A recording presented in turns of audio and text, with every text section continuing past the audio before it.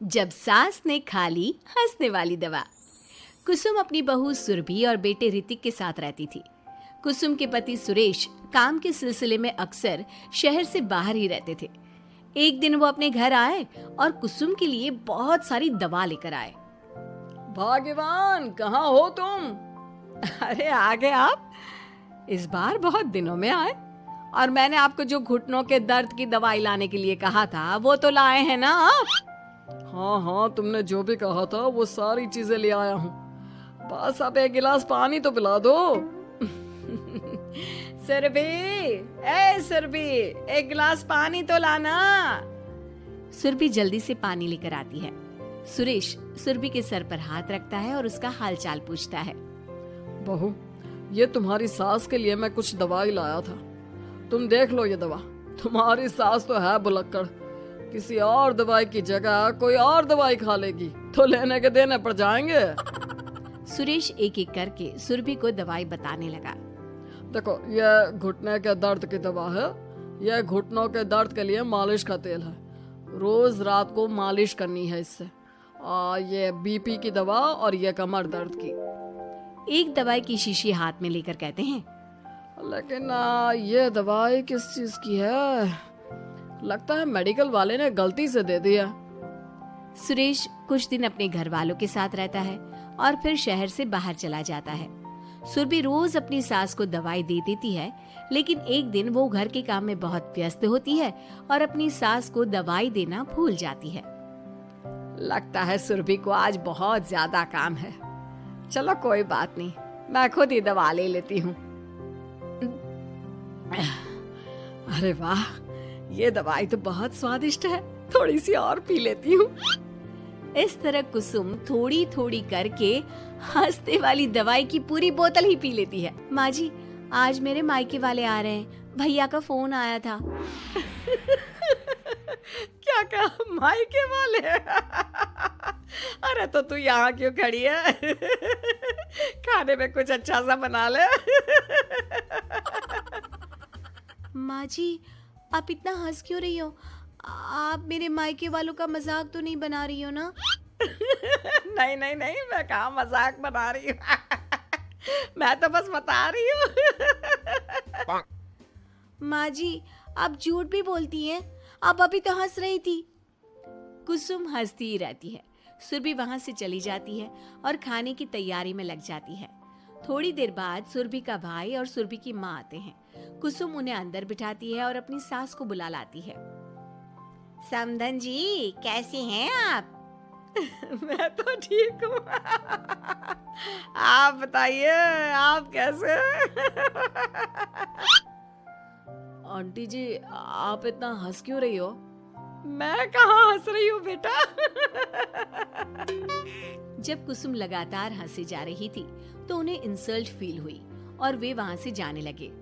अच्छा बहन जी, हम चलते हैं। आपकी मेहमान नवाजी का बहुत बहुत शुक्रिया। सुरभि की माँ जा ही रही थी, तभी उसका पैर फिसल गया और वो बहुत तेज गिरी। माँ, आप ठीक तो हैं? अरे बहन जी, आप ठीक तो हैं? आपको चोट तो नहीं लगी ना? आप मुझसे पूछ रही हैं या मेरा मजाक उड़ा रही हैं?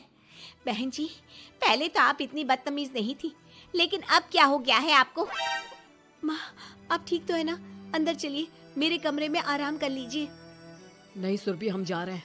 हमें अपना मजाक और उड़वाने का शौक नहीं है। और सुरभि, तुम अपनी सास का इलाज कराओ। इस तरह सुरभि के मायके वाले चले गए तो सुरभि का गुस्सा चौथे आसमान पर था। उसने अपनी सास से कहा, माँ जी, आपने मेरे भाई और मेरी माँ के साथ ऐसा क्यों किया? अगर आपको उनका यहाँ आना अच्छा नहीं लगा तो आप मुझसे बोल देती। इस तरह उनकी इंसल्ट करने की क्या जरूरत थी? नहीं बहू, मैंने कुछ नहीं किया। अरे भला मुझे क्या पड़ी है जो तेरे घर वालों का मजाक उड़ाऊंगी? देखिए देखिए माँ जी, आप अब भी हंस रही हैं। आपसे तो बात करना ही बेकार है।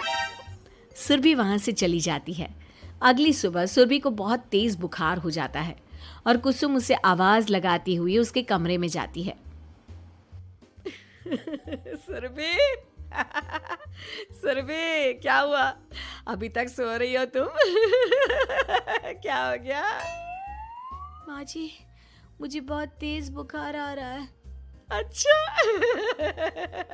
ठीक है, ऋतिक को बुलाती हूँ।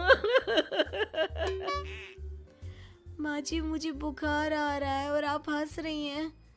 अरे नहीं बहू, मैं कहाँ हंस रही हूँ। वो तो मेरी हंसी रोक ही नहीं रही है। माँ जी, जब आपकी तबीयत खराब होती है तो मैं आपका कितना ख्याल रखती हूँ और आप मुझ पर हंस रही हो। चले जाओ आप यहाँ से। बहू सुन तो सही।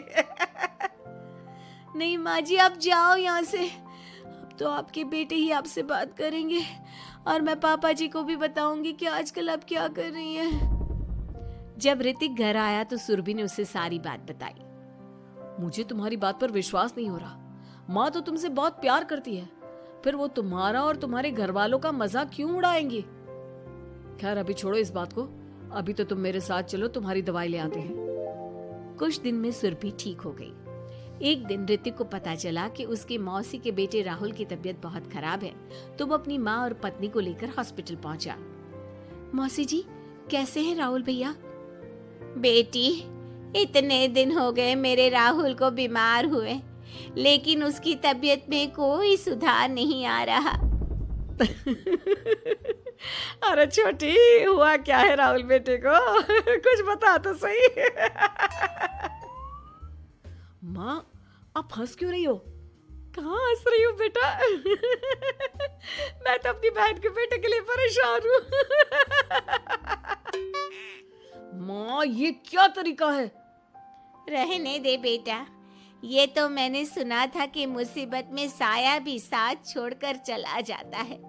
आज मैंने देख भी लिया। अरे नहीं बहन, मैंने ऋतिक और राहुल में ना कभी कोई फर्क नहीं किया। फर्क तो दिख रहा है कुसुम दीदी। अगर आपके बेटे की तबीयत खराब होती तो आप ऐसे हंसती क्या? ऋतिक बेटा, ले जा अपनी माँ को यहाँ से। ऋतिक बहुत गुस्से में अपनी माँ से बात करने लगा, लेकिन कुसुम तो सिर्फ हंसे ही जा रही थी। ऋतिक ने अपने पापा को फोन करके बुलाया और उन्हें सारी बात बता दी। बेटा, तेरी माँ तो अपने घर वालों से बहुत प्यार करती है और वो बहुत समझदार है। वो ऐसी हरकत कभी नहीं कर सकती। जरूर कोई ना कोई बात है। कल मैं उसे डॉक्टर के पास ले जाऊंगा। शाम को खाना खाने के बाद सुरभि कुसुम को दवाई देने के लिए गई तो उसने देखा कि दवाई की वो बोतल तो बिल्कुल खाली थी जो सुरेश गलती से ले आया था। सुरभि ने वो बोतल सबको दिखाई। अरे, ये दवाई तो गलती से आ गई थी और मुझे तो पता भी नहीं कि ये किस मर्ज की दवाई है। कुसुम, क्या तुमने ये दवाई पी थी? हाँ जी, एक दिन जब वो काम में लगी थी ना, तो मैंने ये दवाई पी कर देखी थी। मुझे दवाई बहुत स्वादिष्ट लगी तो मैंने सारी पी ली। माँ, आपको दवाई स्वादिष्ट लगी? अरे आप भी बच्चों जैसी बात करती हो। ऐसे कोई भी दवाई नहीं पीनी चाहिए, इससे कोई बड़ा नुकसान भी हो सकता है। मैं अभी डॉक्टर से पूछ कर आता हूँ। ऋतिक डॉक्टर के पास गया और कुछ देर में वापस घर आकर सबको बताया। माँ ने जो ये दवाई खाई है ना, ये हंसने वाली दवाई है और माँ ने एक साथ बहुत मात्रा में दवाई खाई है, तो इसका असर थोड़े समय तक तो रहेगा। उसके बाद माँ बिल्कुल ठीक हो जाएगी। अच्छा हुआ जो तू डॉक्टर से पूछ कर आया, नहीं तो हंसते हंसते मेरा पेट ही दुख गया है। तुम जब तक पूरी तरह ठीक नहीं हो जाती घर पर ही रहना, और घर पर कोई मेहमान आए तो उससे बात मत करना। आप ठीक कह रहे हो, मैं ऐसा ही करूंगी। अब मैं बिल्कुल हंसूंगी। कुसुम की बात सुनकर सभी हंस पड़े।